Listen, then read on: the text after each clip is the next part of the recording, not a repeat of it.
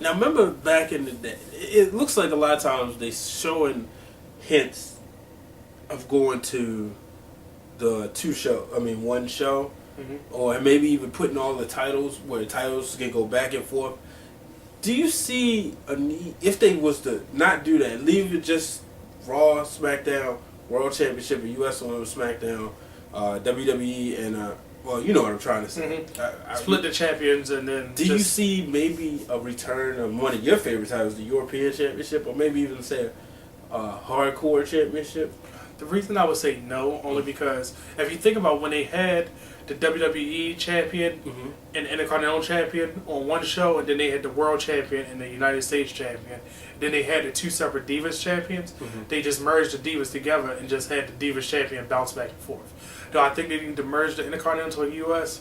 Yes, I think they need to merge it and go ahead and make the Internet Championship a real championship, because we're moving into, remember back in the day it was a television title, and it was a big thing that it was a television championship. Now in this day and age, we have Twitter and Facebook, which rule our world, and even YouTube, make it the Internet Champion. Especially since we got the pre-shows on YouTube. Right.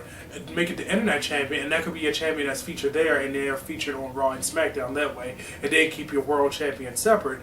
But the European Championship wouldn't have any weight. Think about the time that the European Championship came about. It only lasted, maybe 7 or 8 years or so? It was a title? I think it was like 7 or 8 years or so. Please don't correct me if I'm wrong. Anybody, please make comments. Let me know if I'm wrong. But I know it didn't have that long span, because it was a thing where it was a necessity for it in a sense. Because remember, everybody that was an Intercontinental Champion automatically moved into the WWE Championship. And the European Champion was, okay, let me see what you can do, or let me give you this belt because you proved yourself and now you're going to move into something else. You know, because a lot of people did hold the European title and made it relevant. It helped propel people's career like Tess when he beat William Regal in that short amount of time. It helped Matt Hardy get his first real singles title, even though they tried to say the U.S. title was his first one. People like Jeff Hardy, even Christian, I think, had it at one point. So, I mean, it helped make them recognized as a champion. Kurt Angle, D'Lo Brown, Eddie Guerrero, Perry Saturn, you know, all these people, it made them recognized as wrestlers.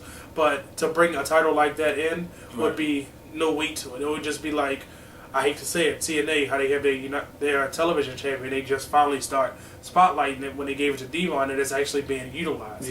But then you have your X Division champion who's wrestling anybody outside of his division and anybody within his division. And as great as Double A is, Austin Aries, I love him to death. I think he's a great wrestler, a phenomenal worker. What is he actually doing for the X Division? Like, is he actually making it relevant? Or is it just something I got around his waist to keep him happy? That's a good point. Any final thoughts?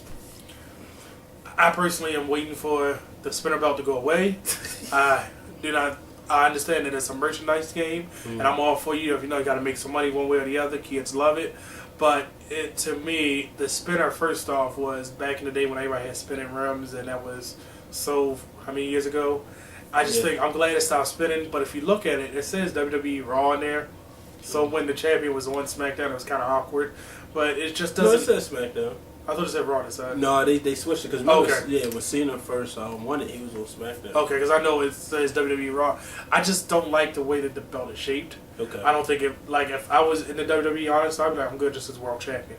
The world champion looks prestige. So you would pass up an opportunity to be the guy in the company? Well, I'm saying when I do it, can I change this belt? Well, it don't spin anymore. Yeah, but it's still ugly. It's a god-awful belt. Like, to me, there was nothing wrong. If you look at and this is how you know you had a good belt.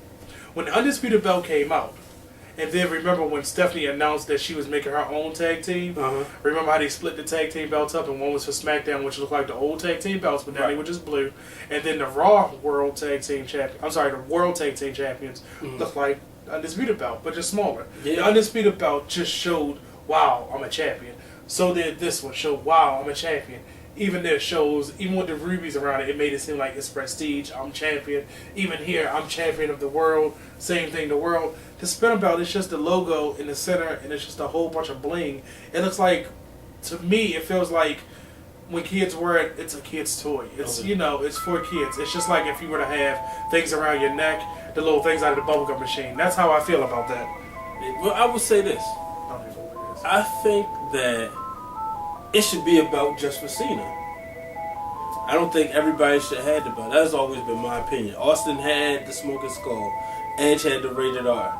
I think that's a good point. And I feel you now. And then it should have went back.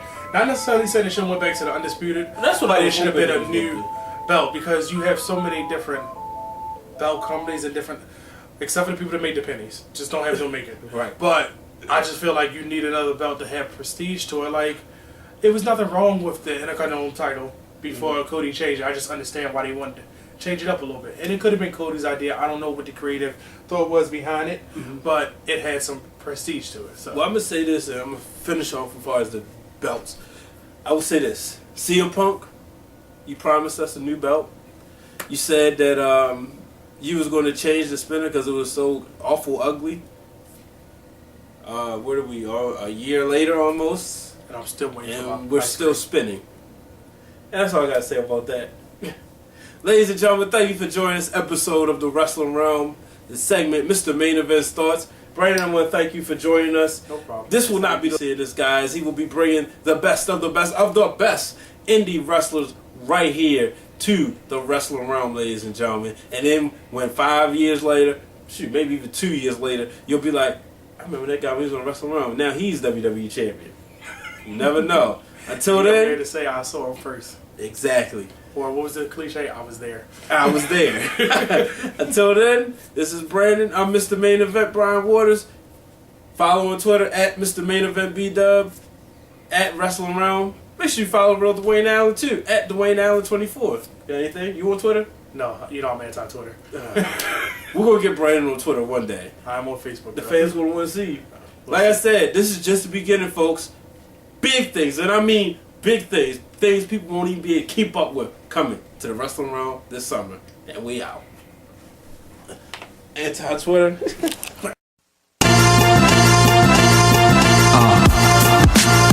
Ladies and gentlemen, the following presentation is brought to you by Mr. Main Event Brian Waters and the real Dwayne Allen. The Wrestling Realm, the show for the intelligent wrestling fan.